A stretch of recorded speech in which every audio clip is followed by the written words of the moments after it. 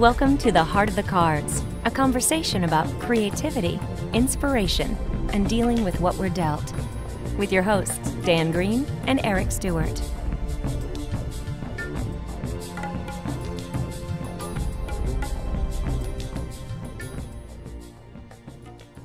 Welcome to the Heart of the Cards. I'm delighted to be joined today by you, as well as my dear friend Eric Stuart, who you may know from his various voice roles, his wonderful direction, his fabulous music, and his great taste in hats. Oh, thanks for noticing. It's so subtle that I always have a hat on all the time. And I, of course, am joined by my dear friend Dan Green, talented voice actor, director, writer, and, I must say, artiste. Yeah. Well, thank you so much. Yes. Yeah, no, good to be back, and hopefully you had a nice Thanksgiving. Yes, I did. It was really great to be with family. It was very simple, and it was a lot of good visiting time, and not too complicated or frustrating. Yes. So that's great. Very good. And I must say that we both have a lot of things to be thankful for. So it's for sure. Yes, it was a good holiday. Yes. Yeah, indeed. So on this next step of the hero's journey, we've come quite a long way, and we're sort of like at the end of Act 2, if we think about this in terms of a story structure. And the step we're on now is called Atonement with the Father.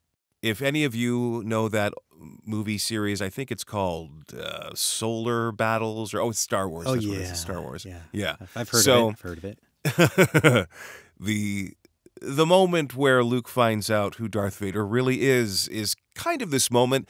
Now, Atonement with the Father, again, like so many of these other references, is not really about the gender at all. In old-fashioned stories, a lot of traditional, male hierarchy stories, the ultimate thing that you have to face is often characterized as masculine. But again, that's irrelevant. Actually, what I'm going to be talking about today is not an example of a masculine person at all. But it's that moment of confrontation. Another way to think about it is when you confront that which holds the most power over you.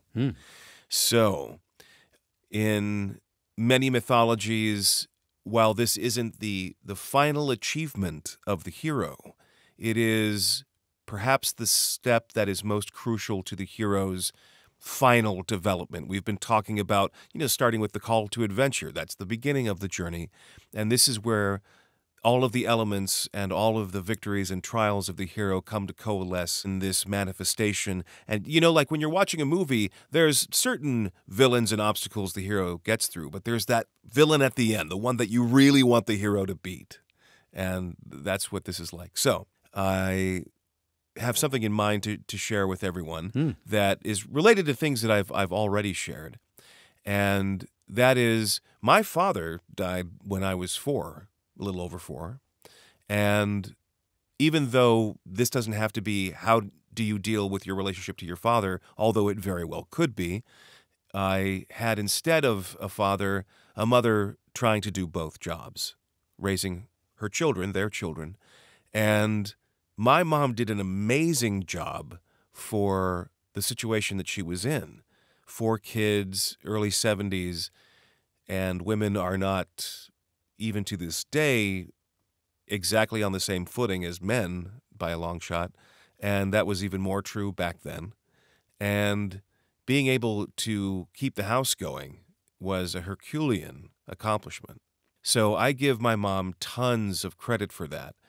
This, of course, is leading up to, but there were other things that created issues that were really some of the most challenging and difficult things for me to confront. So, I kind of lied a few minutes ago. I said that this example I'm going to use this is not masculine in any way. That's not really true. In a sense, my mom was, as a personality type, if you judge people by how they behave, how they emotionally react to things, how they process things, my mother might be more similar to a man of her era. Oh. She wasn't like a touchy-feely, if you have a problem, I'm going to give you some warm hugs and kisses kind of mom. Not that she wasn't there for us, but that was not a side that my mom either had or at least let out very often. which isn't to say that she was never affectionate or thoughtful. She was in so many ways. But there were other ways, probably because she was having so many demands on her. There were ways where she was absent.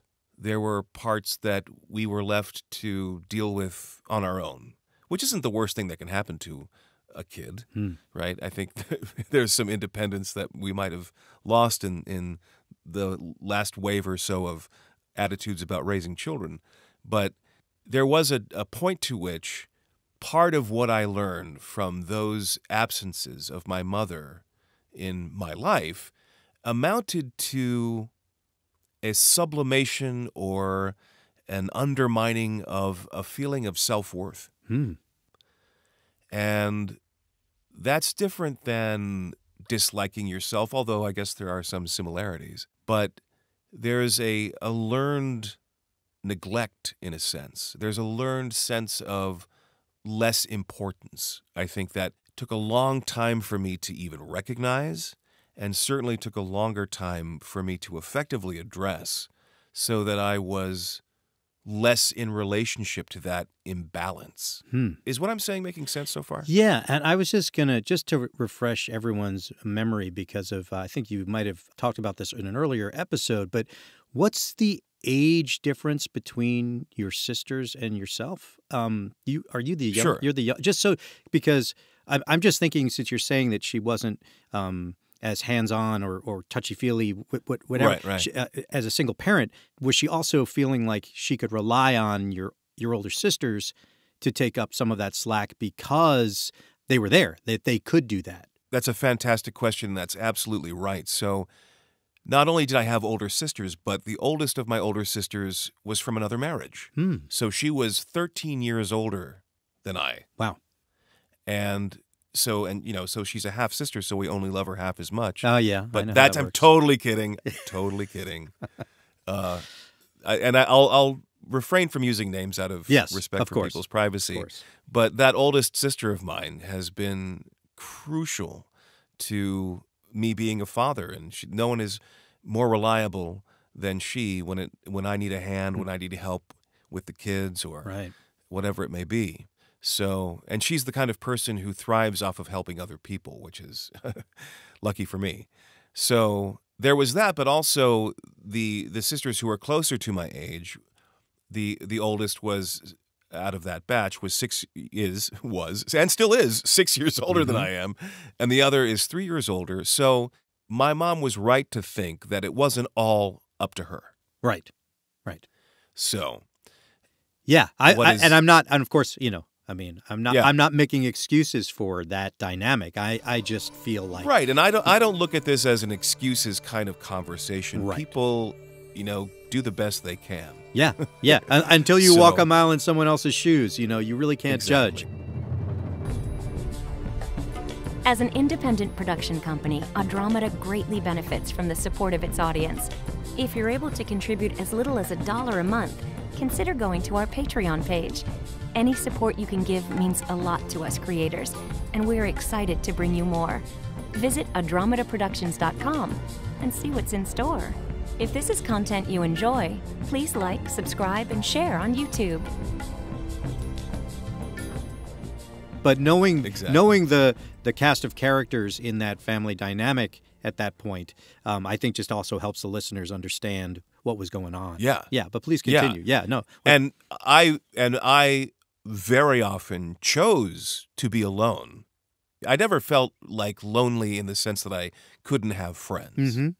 Or I wasn't getting enough attention from a peer. But it's quite another thing, I guess, to, get attention from the only parent that you know. Totally. So addressing those absences of worth in the sense of myself was a big part of what was driving a lot of my depression and took years of me working in therapy to sort it out. Even if you know basically what the problem is or where your issues came from, that's not even half the battle. You have to spend time understanding how that's really affecting you and how that sets you up for certain things and puts your head in a place where you may not even realize it's living. And I was doing the majority of that work in my high school years, I've mentioned my mental health trials and, Yeah. and judgments. Yes. So it's so important to address those things that for you are the most difficult things. And very often it feels like addressing them is going to do you in. It's the hardest thing you could ever attempt. It's the thing you could never do. And confronting that challenge takes a lot of courage. And very often you find that when you're in the midst of it, you feel completely destabilized. But even if that's happening, it's taking you from a place where it wasn't healthy for you to be. And the change is frightening. Sometimes it's easiest to hold on to what we know, including the things that provide us pain or that limit our experience in some way. And it's scary to work past that. And it's certainly scary to confront something like, Luke with Darth Vader. And I did, in fact, confront my mother. We fought a lot. I was wondering if you actually had that dialogue with her. Yeah. And I was the most misbehaved child by far. I wasn't the black sheep of my family. I was the black hole of my family. And nearly, getting thrown out of high school and college. And, fortunately, I wasn't in trouble with the law. Mm-hmm. But if that's the best that you can say about your kid, that's a problem. Yeah, that's true. So I was fighting with my mom in so many ways, and it took a therapist to point out that I was doing a lot of this misbehaving stuff and that sort of thing, defying expectations and being rebellious in the ways that I was. I was punishing her because I was resentful of the things that I didn't get or other things that she actively did do that I felt were unjust or cruel or out of line. So being able, though, to take that behavior and put it in a place where you can look at it and hopefully understand it better, that was the boon, the gift, the clarity that a lot of the work that I did in therapy offered me. And it was really, really crucial, I think, to if not getting much further down the road, at least getting past that quagmire. Yeah. And this process started in high school, but I was still dealing with that kind of thing in college. But I was making headway. I was making progress. I mean, the fact that I got into college and managed not to get kicked out of college, again, those are small wins, but still, it's better than the alternative. That's and a for me, big win. those were wins. Yeah, that's a big win. Yeah, right. I'm impressed. Having trouble hanging on. Well, if you're hanging on, then you're winning. Yep. So it was after my first year or so, I think, maybe it was more into my second year at Rutgers in the acting program, where you get these evaluations in terms of, your development. And I remember that the strides I made in my acting work were reflective of the strides I made in my therapy work.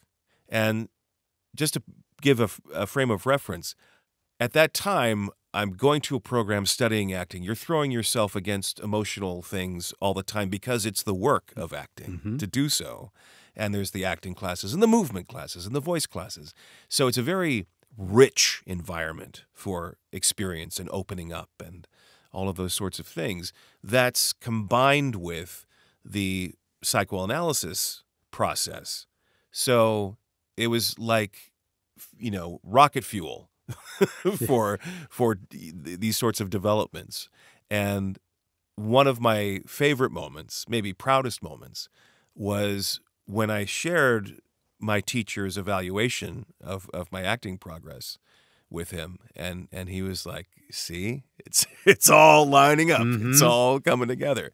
And so much of it had to do, I feel like I've been speaking in maybe terms that were too vague, but much of what I had to accomplish at that time was, well, this is a phrase that you've used with me a number of times, understanding my worth. Yeah, true. My value. Yep. And when you do understand that, it roots you into a place much differently than when you don't understand what that is. And everything from, people potentially being able to take you for granted or I mean, that's just an off-the-top-of-the-head obvious example, but you know what I mean. So, Yes. Yes. And when you're fully taking ownership of who you are, you bring a lot more to bear with the decisions that you make and what you can put into something that's so true of doing acting work. Yeah, and when I say that know your worth, just for some clarity, I'm not saying know you're better than other people. I'm saying Of course know not. that you're worth something. And know who you are, and yes, to consider that value. But yes, I swear by that stuff. I really feel like so many people get down on themselves, their own abilities, their own direction, and you can believe in yourself. Like without, it's not an ego thing. You can look in the mirror and say, you know what? Like, yeah, I am worth something, and what I do has value. Yeah, and that reminds me of this catchphrase that people often ask me to do as the Pharaoh. But there's a line from this show called Yu-Gi-Oh! That you're familiar with. Yes. And it's believe in yourself and you will always prevail. Mm-hmm. And that is, I think, easily misunderstood that, well, I just got to believe in myself and I'm going to win everything. Right. That's not what that means. That's not what Right. that means. Yeah, it means understanding how to retain the value of who you are. Yeah, and you will persevere if you know what that is and you know how to hold on to it. But for me, it was a long process, and I needed a lot of help to understand what was getting in my way, and if I use the definition, what was holding the most power in my life. That was it. That was it. And I very clearly remember that feeling of getting out from under that rock. It was, and I can recount it in terms of the years that started to shift and the years that followed that. Which is not to say that my life was free of trouble and No. I was always happy and functioning at the highest level all the time. Not at all. But I got past that. Yeah. Wow. Yeah, and if I hadn't, the shape of my life would have been. I mean, if I hadn't gotten past that, my acting probably would have not been as good and maybe not good enough to even get any work. Yeah. Just thinking about it from a very simple perspective. You used that situation, as a positive, as a motivator. Yeah, but career aside, if I hadn't faced those things, then I just would have myself had a much more limited experience in every aspect of my life, in my relationships, my intimate relationships. Yeah. Romantic and just otherwise, meaningful friends and family. Yeah. So, and the atonement with the Father, the critical part of that is not just that you have an opponent to confront that seems all powerful, but the atonement part. Cambell actually put it this way, which I think is really helpful. It's atonement is you can think of as at one-ment. Oh. Meaning acceptance. Like it's you've come to accept that this is what it is. Very often in these mythological stories, this atonement with the Father, at first the Father appears to be this obstacle that will never soften, but once confronted, an understanding is found. Right. If we think of the Little Mermaid and her father, who, for protective reasons, wants her to stay in a very small world. Yeah. Right? Great. Now, very insightful and very inspiring. Well, I'm a super deep guy. You are. And I know a lot of things, and I use multisyllabic words. Oh. So I think the only person who might be a little bit wiser than me is Tipcentrix. Oh, should we ask him for his opinion on something? On anything. I would listen to him about anything. Great. Let's hear what he has to say. Welcome to Wizardly Words of Wisdom. I am your host, Tipcentrix. My dragon nearly burnt off what little hair I have left. We were running some errands in Manhattan, and I thought I had used our invisibility spell as we always do, but no, I had forgotten. So many pictures of us flying through the air, and he thought it made him look fat. They say with dragons the camera adds 300 pounds. I don't know about that, but I do know a thing or two about making an apology. First, take responsibility. Don't shift blame. Acknowledge what it is that you did that upset the person who is upset with you, and communicate you understand why it was hurtful. Number 2, express regret. Let them know you hurt them and you wish you hadn't. Number 3, make amends. If it's as simple as replacing something you broke, that's easy. If you broke someone's trust, that may take longer to rebuild, but let them know you earnestly wish to. And finally, number 4! Ha ha ha! You see what I did there? I kept counting correctly. Don't apologize to get an apology in return. It is not a sincere apology if it's merely a negotiation. And finally, number 5. Oh, I was getting better. I was. Well, perhaps next time. But here's one more, just because I like you. You can only apologize for your behavior. Conflicts often aren't one-sided, but you can only be responsible for yourself. Well, that's all I have for you for now, but I'll look forward to the next time I can share with you some wizardly words of wisdom. Well, once again, some incredible advice from our good friend, Tips and Tricks. I guess you have... Oh, go ahead. No, I was going to say, I'm starting to take notes. You might actually learn something. That's right. That's right. Hopefully everyone else is also learning something from him as well. One of our followers referred to it as infotainment, and I'm like, yeah, that's, I guess, I fair. like it. Sure. I like it. Sure. Yeah. There are worse things to be called. Yeah. Trust me. I have a list. Yeah. No, very, very good. Very good. Well, while that information was helpful, what I really want to know is, how does Eric Stuart take the idea of atonement with the Father, and what does he find that resonating with in his own life? Okay. Well, it's interesting. It's even though you and I do not run parallel, identical lives, we have a lot in common as people. Yeah. And I'm not talking the specifics. I'm just talking some of the emotional, let's say, baggage we have, which is not always a terrible thing, but that we sometimes carry around with us. Some people say it gives character. Yes. You lost your father at age 4 physically. My father, when I was 4, walked out on my mother. He had an affair and left us. So I was in the same sort of situation of mother having to, my single mom having to be both mother and father until she remarried when I was 10. But for those early years, it was just the two of us. My dad was around, and when I say around, I mean he was still lived in the neighborhood. I think my mother kicked him out, actually.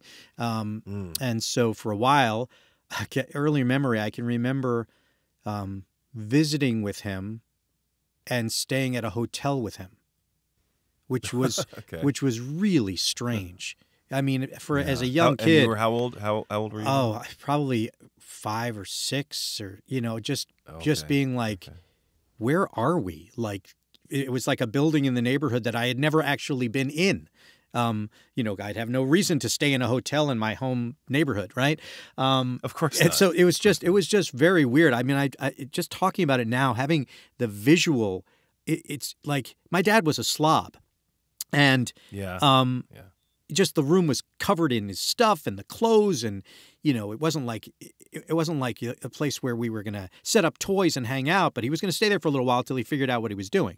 And so that's where I visited my dad for a little while. Very bizarre.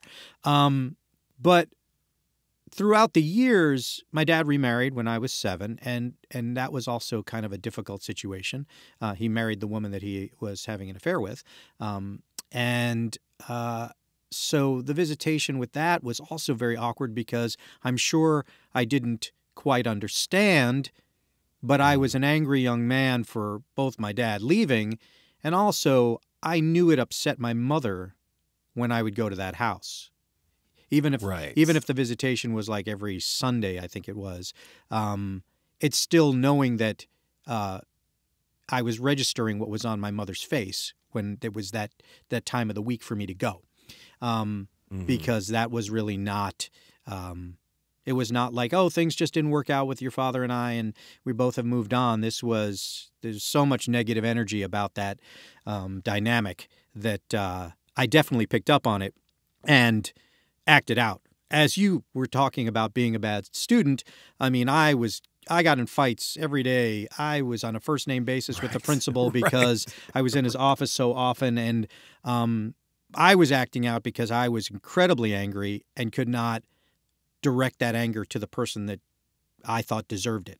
I couldn't protect my mother as a young man, and I also couldn't really confront my father because I was also a young man who didn't know how to deal with that dialogue or that conversation, which I was hoping would sort of, I'd find some guidance to figure that out. I mean, I was put in therapy as a young kid because I was such trouble, and but and how old were you when that happened? I want to say that was right around the time that my dad remarried, probably when I was 7. I started that, and I think I was in therapy for maybe 3 years, something like that. I also was very knowledgeable about how to manipulate the situation. Now, whether the doctor was picking up on that or not, I knew what to say and why and where, and didn't really take advantage of that therapy the way I probably should have. Right. Because I wanted to say what I needed to say so that I can move on and get out of there and go home. Yeah. Yes. At that early an age, it was not helpful for me to have that conversation with a stranger. I really should have been having that conversation with my father or even with my mother. But I was too young to put those words together for that situation, but not too young to manipulate my therapist. I mean, even my mother will say, those are the things that you were skilled at as a child. Like, I knew how to do that. Manipulating people? Yeah. I mean, I could do it. I would read people well as a kid and know what needed to be said and when to get my way. And sometimes I'd get caught doing it, but most of the time I didn't. And it was one of my many weapons of, I used my humor. I acted out. And I used this other skill to get through all of that. Because even when I got in trouble, I figured out a way to soften that by using my other skills so that, I never got kicked out of school, but I definitely got close to being kicked out of school. But that being said, so that early sort of abandonment, that disappointment, that anger started with this relationship with my dad. Now, my dad was this big teddy bear of a guy who kind of looked like a larger version of Kenny Rogers back in the day. Silver hair, silver beard. I know what you mean. Right? But he had this presence, this big presence, but he wasn't intimidating. I think my father spanked me once, and it upset him so much he never did it again. And when I say spank me, he probably just smacked me on the butt twice. And then that was like, okay, this is not going to work for me. So his intimidation wasn't there. Like I thought my dad was cool. I thought my dad was funny. But I never thought of my dad as, oh, I better do this or my dad's going to get angry or, it's my dad's way or the highway. There was none of that. And I think my dad also had less rules for me once he was no longer in our house because he didn't want to make that short amount of time that we did spend together a terrible time, even worse than it could have been, as something that I would complain about even visiting him. So he tried to make that more easygoing. Of course, his new wife at the time, was very strict with me. And that didn't help our dynamic either. She had a daughter from her previous marriage who became my stepsister, who I'm still very close with. I love her to death. But you've mentioned. Yeah, but the dynamic with her mother was not so great, and I think a lot of that was because also my mother was upset about all of that. But going back to the dynamic between, so with my father, my dad was someone who did not confront and did not want conflict, just in general, with his own parents, with his siblings.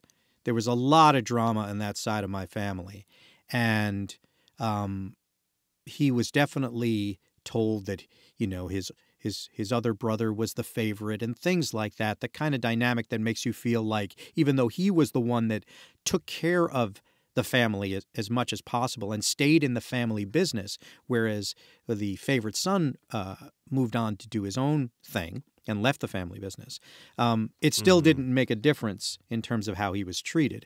And I think that sort of wore him down a little bit. I think my dad would have been much better off in life if he had stood up a little bit more for himself in those early years. But then that marriage, his second marriage ended, and then my dad was a single guy, and I left college and moved in with him for a while, and that was still a better dynamic at that moment than my mom and my stepfather for me, because at that age I was still a little rebellious, but in a different way, and my stepfather was very strict with me at that time. So I went from the safety of that house to now the crazy bachelor pad of living with my dad at age 18, where I realized, because my mother had said to me, "I'm never going to say bad things about your father to you. You'll figure out your own truth." And she never did. She never said bad things about him, which to me, like, I would have if that had happened to me. But living with him as two single guys, I realized how much the dynamic had shifted. I felt so much more responsible and more of the parent than my father was. My dad had multiple girlfriends. At the same time. At the same time. And this is long before cell phones, so that you could have all the caller ID stuff. And he would say to me, like, if you answer the phone in the house and you hear a woman's voice, get her name before you just volunteer who you think it is, because you might be wrong. And I'm like, what? Like, that's nuts. So, and I was allowed to do everything at my dad's house. I had friends, they could stay over. I could drink, but those are things I didn't take advantage of because I was allowed to do it. Like, I was also like, there was no taboo. I was like designated driver. So like, I wasn't the guy that was I was the responsible one, even though I was allowed to do all that stuff. I remember a funny moment. My dad had a Wednesday night poker game, at his house, where all of his buddies would come over and they'd play cards, and I'd basically go in the other room and watch television, and every once in a while I'd stop in to get something out of the refrigerator. And my dad's like, "Hey, there's beer in the fridge if you want it." And I said, "Just to remind you, I'm 17, not 18 yet." So like, he was like, "Oh yeah, right." So that was kind of the dynamic I had. So anyway, my dad decided, one of the many girlfriends he was dating at the same time, he was going to marry. So his third marriage. And once that happened, he became a completely different person. Really? Yes. And this is sort of my, this is kind of the beginning of the end, and then hopefully trying to figure some things out for myself. My dad's third wife was almost a paranoid conspiracy theory type person who on the outside was so put together and so just seemed like to put on this facade. Like, I almost thought of her as like Kaiser Sose. Like, wow. It was scary. Like, in the beginning, we had a decent relationship. But as time went on, my father went from being this fun-loving, mess up of a guy, but still a harmless, fun-loving person, to feeling like everybody was out to get him, to take advantage of them. So many things that happened in that marriage that were, I would walk out of that house saying, my dad's crazy. Like, my dad has actually become a crazy person. The things that are coming out of his mouth, I don't even recognize. And they adopted my younger sister from China, who, once again, we're not going to use names, but I love her. She's amazing, too. She's only a couple of years older than my eldest daughter, which is an interesting dynamic. And once that happened, it even shifted even more. There was almost this competition between how they were parenting and how I was parenting and how my now ex-wife was parenting. And it just became really ugly.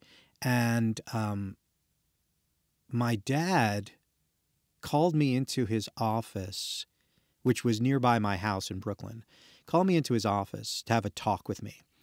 And I walk in. Now, this is also the same office that his father had. Oh, wow. That once my grandfather passed away, my dad took over that office and had a similar conversation with his father, which I had to remind him of after he said this to me. I walk in and he said, we really, my wife and I, because I'm not going to use names, are very concerned about you being with the mother of your child, right? Because I don't even think we were married yet at that point. We didn't get married till my second one. And we know women like this, and we know what they're after, and we don't think you should be with her. And wow. And I was like, okay. I said, you do realize that she's the mother of my child, right? And that we live together. Right. And I don't live with you. I live with her. Right. And he's like, yeah, but we're just, we're not happy with who she is, and we think you shouldn't be with her anymore. And I said, so, Dad, you're asking me to make a choice between the mother of my child or my dad and his third wife. And I'm going to tell you this is not a hard decision. This is the mother of my child. This is what I'm doing with my life, and good luck to you. And I said, and I do find the irony so incredibly thick that you're sitting in Grandpa's chair since he told you the same thing about your second wife. And then I said, of course, he was right.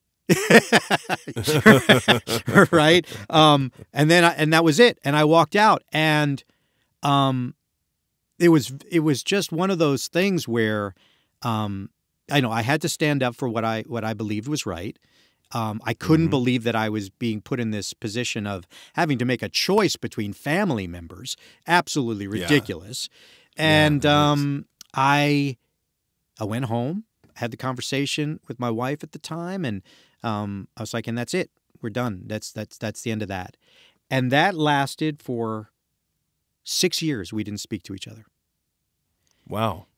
And then I get a phone call from him, and I have my cell phone, so I see it's my father. And I look at it and I say, my dad's calling me. It's one of two things.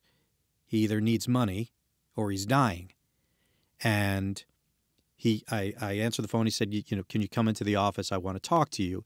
And I walk into the office, begrudgingly, because I'm like, I just don't want to have this conversation again. I haven't seen him in so many years.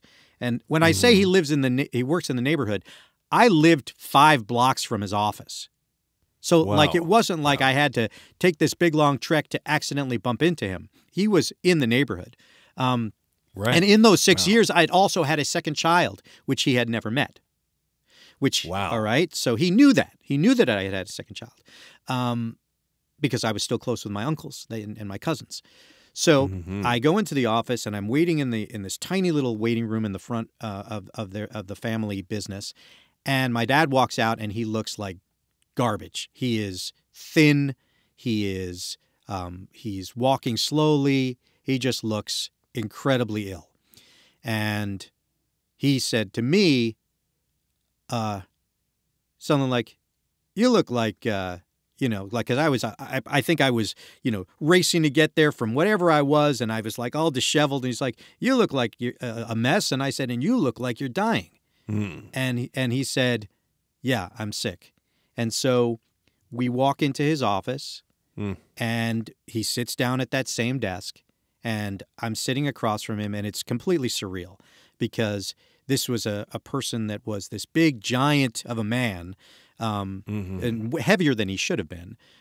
Also a man that never went to the doctor. So as a side note for everybody, especially with what I'm dealing with my wife now, like go to the doctor, get checked up on, and just, don't fear that stuff. Not knowing doesn't make you healthy. Yeah. And so, how old was he? I'm going to take a guess. I'm going to say he was probably close to my age now, so 55, 56, something like that. Wow. Yeah. Okay. Maybe I don't even know how many years it's been since that day. It's not like I mark those things off. I really should. I really should have some sort of time frame of that, but it's all like a blur except for these very vivid memories of moments. And so my dad said, listen, I'm dying. I have cancer. And I want you to take care of my wife and your sister. I want you to financially take care of them. I want you to promise me that you'll do that for me. And I said, Dad, you do realize that I'm a freelance, voice actor / musician. I have 2 kids, one of which you've never met. Yeah. And you're asking me to now take on the burden of taking care of your wife and my sister. What do you think I do for a living, A, that I can afford something like that, and B, this is the first conversation we have in 6 years? Right. And so he angrily said, well, I had a feeling you weren't going to want to do this, and it's fine. We'll figure something else out. But, I just thought I would ask because I thought you would do this. But, it's not a surprise that you won't. And I was just like, Dad, that's not going to happen. This is not going to happen. I can't do it. And also, I'm just completely baffled by the fact that you are asking me to do that. So that was the last time I saw my father. Not long after that, I made a call to one of his poker buddies who I was friendly with just to check up on him, knowing that he was sick and nobody had given me any update. My stepmother hadn't given me any update. Nobody even just said, by the way, he's in the hospital or anything. So wow. I called him to just say, have you heard any news about him? And my dad's friend said to me, oh, you're kidding, Eric. Nobody called you. Nobody told you. Your dad is dead. That's how he said it. Man. That's how he said it. And he goes, I'm really sorry to be the one that has to tell you this, but, he died like a month ago. And it just was on top of everything. Just and this is how I find out? I mean, of course this is how I find out. Nobody in that side of the family had any sort of sense of how to talk to each other. So of course I find out through a poker buddy friend of his that my father's dead. So that was a major blow on many levels for me. Of course. I'm someone that will. And I've gotten much better at it over the years, especially since I've married my beautiful wife, and she's definitely mellowed me. I am someone that will snap and then in 10 minutes apologize. Yeah. Okay. That's my thing. And I've gotten better at knowing when I'm going to snap to maybe count to 10 before that happens. But if it does happen, I usually have some clarity afterwards and realize that's the angry Eric that pops up every once in a while, and you need to apologize for the way you spoke to someone or whatever it is. But in this situation, I had no opportunity for closure. There wasn't going to be a conversation with my father. There wasn't going to be, that atonement. There wasn't going to be any of that. And if anything, I felt like I needed an apology from him for even putting me in Yeah, go ahead. Which is something that I can only imagine how hard it must be to know that you can never really finish that dialogue you used to have with this person who was, well, failing you in so many ways, such an essential element of your life, of anyone's life, and you don't get to complete that conversation. That's really rough. And so what I have been searching for, I wrote a song. It took me years to actually sit down and write it, called Empty Frame of Reference. When I was moving from New York to Nashville and I was packing up all of my things, I had kept one picture of him in a small little 8x10 frame underneath my bed because I didn't want to see it. I had taken it down from where it was and I put it under my bed because I wasn't going to throw it out, but I also didn't want to be reminded of it every day. And when I started to pack up stuff and I was dismantling the bed and I found it, it gave me the idea for the title Empty Frame of Reference, which basically a story song about growing up and being and without a father figure as a reference, and then becoming a father yourself, and what you're supposed to do and how you're supposed to do it if you don't have that reference. And I just thought the connection of the frame and made sense. And it's a powerful song. I don't sing it much anymore, but it was definitely something I had to write to have some of that conversation I never had. Right, that was part of that conversation. But the other way that I tried to have that conversation with him was, so they put together a funeral for him. His very dysfunctional family decided that now, after he was gone, they were going to celebrate his life and put together a funeral for him. So they invited me, and I said to my wife at the time, so it's my dad's funeral, and I'd like you to come with me to this. Because I don't want to see any of those people, and I'd like to have some support there. And she said, "Okay, if that's something you want to do, let's do it." So we drove out to this funeral home in Long Island, and what you usually meet with the person that's at this particular event. It was the rabbi that we all sit down with, and we tell him stories about the deceased, so that the rabbi doesn't just wing it and actually tells stories as if he somehow knew the person, which of course usually they don't. And so my uncles are saying some things and whatever, and I have a conversation with him and with the rabbi, and I realize that I don't really need the rabbi to say anything that I should say myself. So during the service, it's very traditional especially in the Jewish tradition at a funeral. If it's not someone that has died tragically or young, it just has passed on, to tell funny stories, to celebrate it, to make it not only just the sadness. Right. But in this situation, I decided that, as so many of the people were saying things that made my dad sound like this amazingly perfect person and this great, father and this great brother and this unbelievable son, that it was such BS that I didn't want to speak ill of the dead, but I got up to speak. And I was very honest. I wasn't mean, but I was very honest about painting the picture.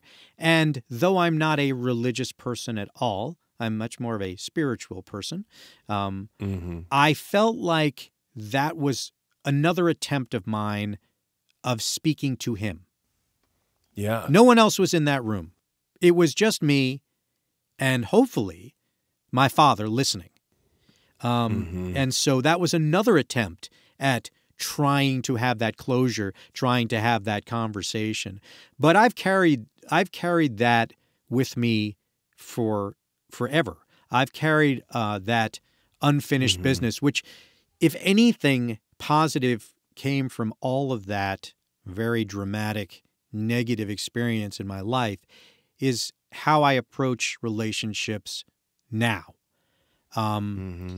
Having the dialogue that needs to happen at that moment or close to that moment.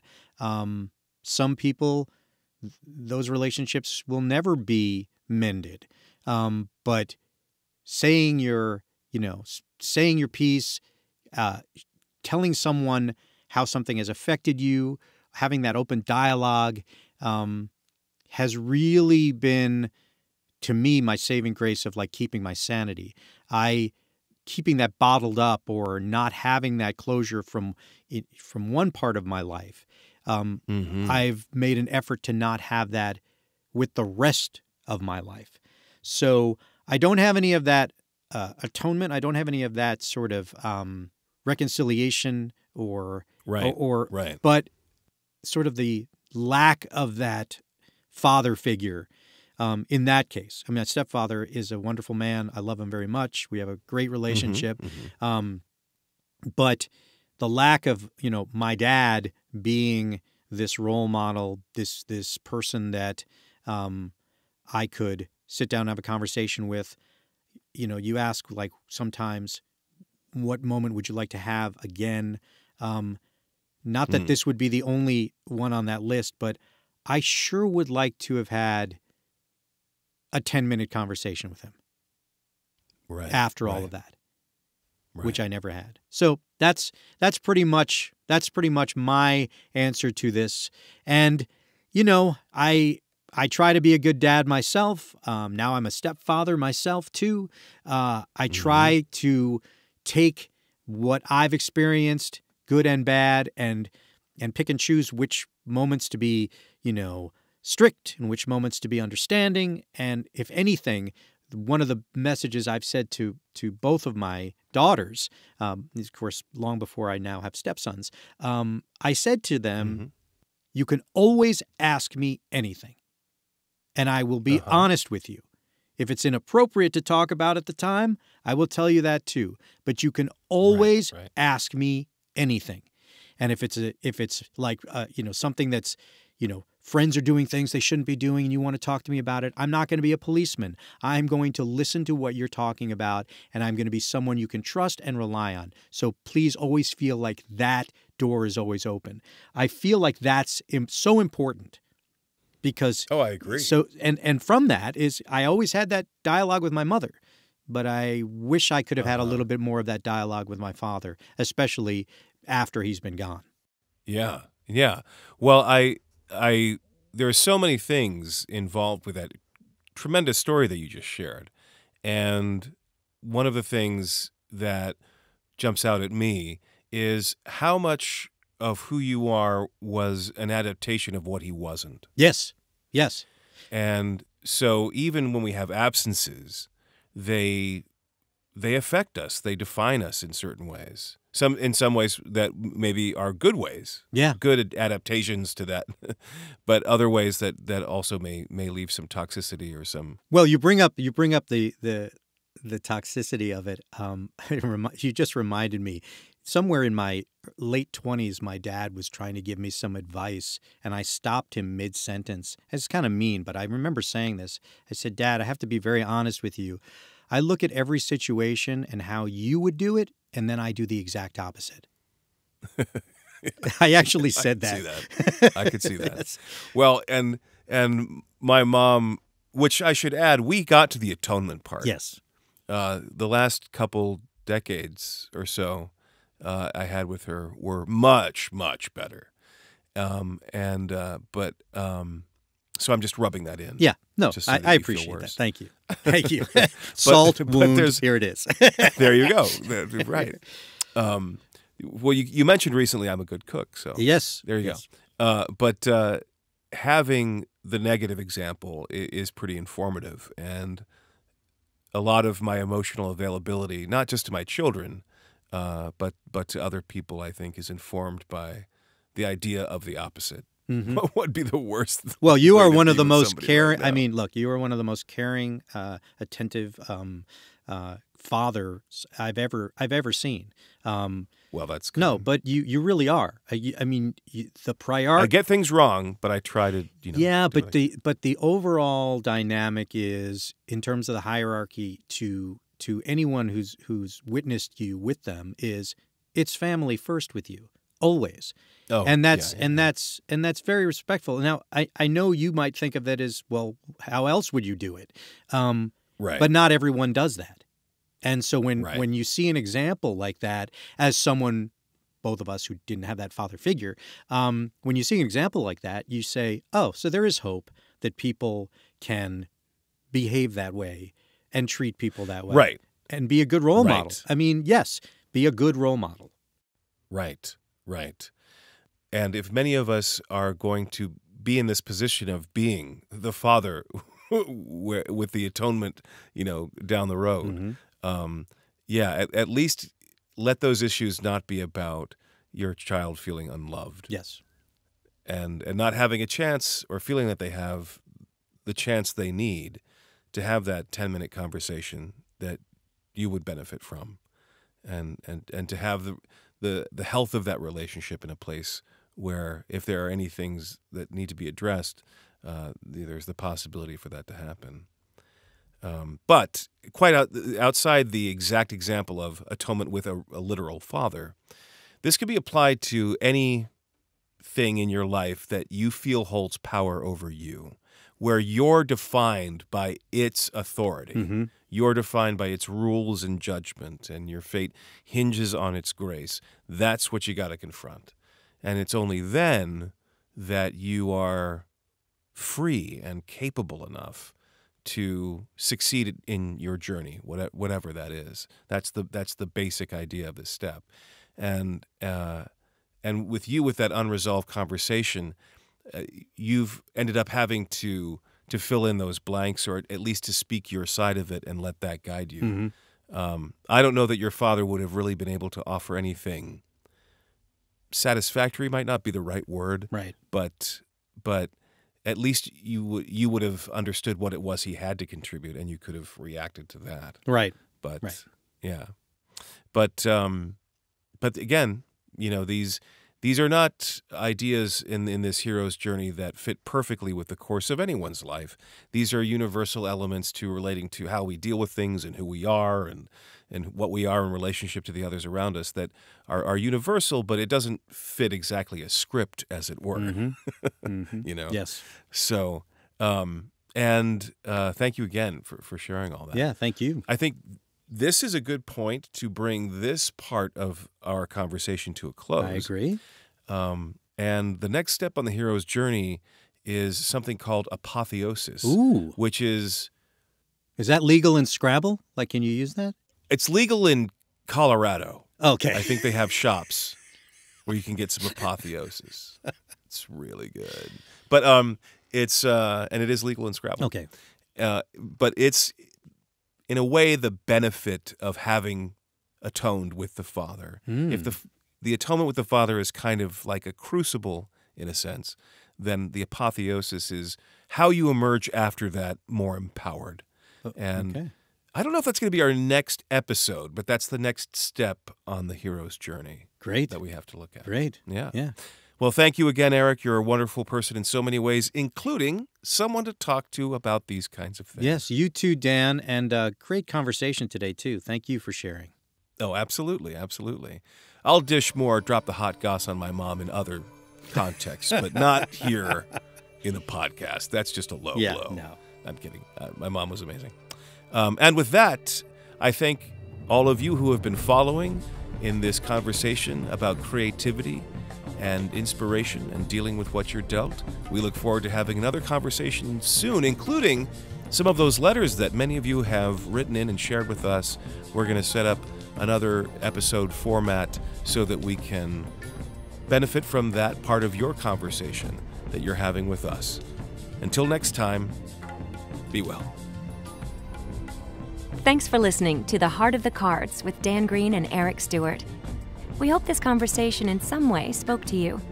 Whatever your journey, we look forward to crossing paths again in the next episode. This is Veronica Taylor, and on behalf of Atonement Productions, we wish you well.